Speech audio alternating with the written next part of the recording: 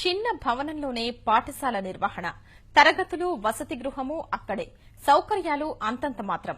అయినా విద్యాబోధన మాత్రం విభిన్నంగా సాగుతోంది. ప్రాథమిక దశలోనే ఎన్నో అంశాలపై శిక్షణ ఇస్తున్నారు.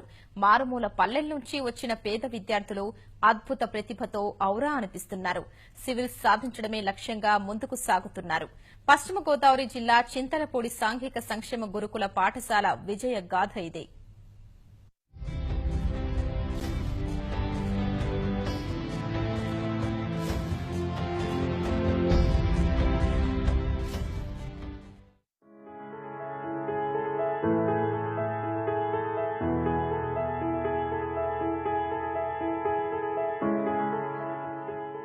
పశ్చిమ గోదావరి జిల్లా చింతలపూడిలో 3 ఏళ్ల క్రితం సాంఘిక సంక్షేమ బాలుర గురుకుల పాఠశాల ఏర్పాటు చేశారు. మార్కెట్ యార్డు గోదాముల్లోని ఒక భవనం ఈ పాఠశాల నిర్వహణకు కేటాయించారు. ఈ భవనంలో తరగతి నిర్వహిస్తూ వసతి గృహంగా వినియోగించుకుంటున్నారు. ప్రిన్సిపల్ గా బి రాజారావు నియమితులయ్యారు. ఆ సమయానికి తగినంత ఉపాధ్యాయులు కూడా లేరు. ఫలితంగా తాత్కాలిక ప్రాతిపదికన 18 మందిని నియమించారు. ఇలాంటి అరకొర సౌకర్యాల మధ్య గ్రామీణ ప్రాంతాల్లోని పేద కుటుంబాలకు చెందిన విద్యార్థుల విద్యాభ్యాసం మొదలైంది. ప్రిన్సిపల్ రాజారావు పక్కా ప్రణాళికతో వినూత్న రీతిలో బోధన ప్రారంభించారు. ఆంగ్ల భాషంటే భయపడే విద్యార్థులను అనర్గళంగా మాట్లాడే స్థాయికి తీసుకొచ్చారు. చిన్నారుల్లో భావ వ్యక్తీకరణ పెంచేందుకు స్పీకప్ కార్యక్రమాన్ని ప్రవేశపెట్టారు. ఎక్కడైనా తరగతి గదిలో ఉపాధ్యాయులు నిశ్శబ్దంగా ఉండండి అంటారు. ఇక్కడ మాత్రం తోచింది మాట్లాడండి అంటూ ప్రోత్సహిస్తారు.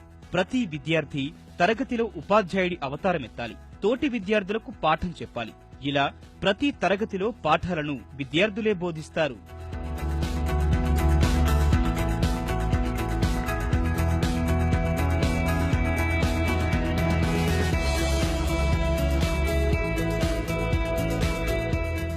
ఇప్పుడు ఇక్కడ క్లాస్ రూమ్ లో టీచర్స్ కనుక పాఠాలు చెప్తుంటే మనం టీచర్ స్పీడ్ లో వెళ్ళాలి, కానీ టీచర్ మట్టికి మన స్పీడ్ లో రారు. ఇలా రోజుకో విద్యార్థి ఒక సబ్జెక్ట్ లో నుంచి ఒక లెసన్ తీసుకొని చెప్తా ఉంటాడు.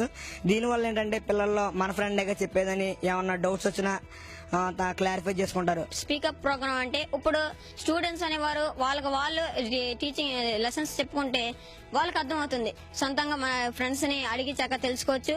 మాకు ఇంగ్లీష్ రాకపోయినా సరే మా సార్స్ మాకు ఇంగ్లీష్ నేర్పించి ఆ ఇంగ్లీష్ మన స్పీకప్ ప్రోగ్రామ్ లో ఎలా మాట్లాడాలో మాకు నేర్పించారు. అందువల్ల మేము ఈ స్పీకప్ ప్రోగ్రామ్ కి ప్రతిరోజు ప్రతి ఒక్క పిల్లాడు మేమే డయాగ్రామ్స్ చేసుకుని మేమే పాఠాలు చెప్తాము. ఈ విధంగా చెప్పడం వల్ల మాలో ఉన్న ఇంగ్లీష్ అనేది పెరుగుతుంది, అదే కమ్యూనికేషన్ స్కిల్స్ కూడా పెరుగుతాయి. ఈ పాఠశాలలో సివిల్ సర్వీస్ ఫౌండేషన్ కోర్సును ఏర్పాటు చేశారు. ఒకవైపు ఆయా తరగతులు సిలబస్ ను బోధిస్తూనే సివిల్ సర్వీసెస్ కు ఎలా ప్రిపేర్ అవ్వాలి అనే అంశంపై ప్రత్యేక తరగతులు నిర్వహిస్తున్నారు. స్కైప్ ద్వారా దేశ విదేశాల్లో ఉన్న ప్రముఖులతో ప్రతిరోజు పాఠాలు చెప్పిస్తున్నారు. పిల్లల్లో ఆత్మస్థైర్యం నింపే విధంగా ఉపన్యాసాలు ఇప్పిస్తున్నారు. విద్యార్థులే నేరుగా ప్రశ్నలు వేసి అనుమానాలను నివృత్తి చేసుకుంటున్నారు. టీవీ ఛానల్స్ లో వచ్చే జనరల్ నాలెడ్జ్ కార్యక్రమాలను చూపిస్తున్నారు. రాష్ట్ర స్థాయిలో జరిగే వ్యాసరచన, వక్తృత్వ, జీకే పోటీల్లో పాల్గొంటున్నారు. మా ఫ్రెండ్స్ అందరు చాలా గోల్స్ ఉన్నాయి, ఐఏఎస్ ఐపీఎస్ అట్లాగా. అదే మేము ఈరోజు సివిల్ సర్వీస్ ఫౌండేషన్ లో మేము ఈరోజు డిస్కస్ చేసుకుంటున్నాం. మేము ఇది సాధించాలి, మేము ఈ విధంగా ఈ సొసైటీకి మేము హెల్ప్ చేయాలి, అడ్మినిస్ట్రేటివ్ చేయాలని చెప్పి మాకు గట్టి పట్టుదల, మాకు గట్టి గోల్ అనేది ఒకటి ఏర్పాటైంది. గొప్ప గొప్ప ఆఫీసర్లు మాకు స్కైప్ ద్వారా మా టీచింగ్ చేస్తూ ఉంటారు. మీరు ఇతరులతో ఎలా మాట్లాడాలి అంటే అవన్నీ పబ్లిక్ స్పీకింగ్ లో వస్తాయి. ఐ కాంటాక్ట్, మనం ఇంటర్వ్యూస్ ఎలా ఫేస్ చేయాలి అవన్నీ మాకు ఈ సివిల్ సర్వీస్ లో నేర్పిస్తారు. ఆంగ్లంతో పాటు హిందీ భాషపై విద్యార్థులు పట్టు సాధిస్తున్నారు. హిందీ ప్రచార సభ నిర్వహించే పీజీతో సమానమైన విశారద పరీక్షలో 9వ తరగతిలోపు విద్యార్థులు పూర్తి చేస్తున్నారు.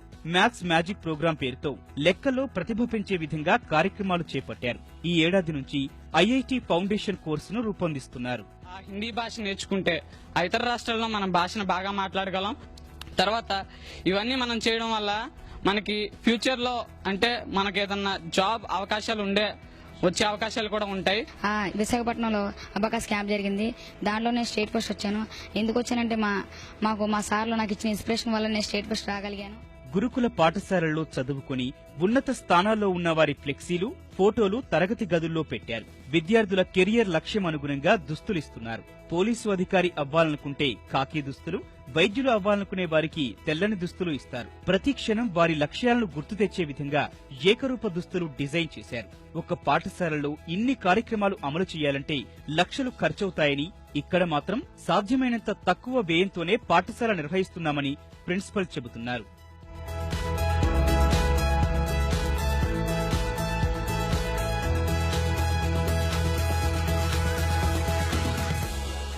స్కూల్ ఎడ్యుకేషన్ సిస్టమ్ అనేది ఒక పుస్తకాలతోటే ముగించేస్తున్నారు. కానీ దానికంటే ఇంకా పిల్లలు నేర్చుకోవాల్సింది చాలా ఉంది.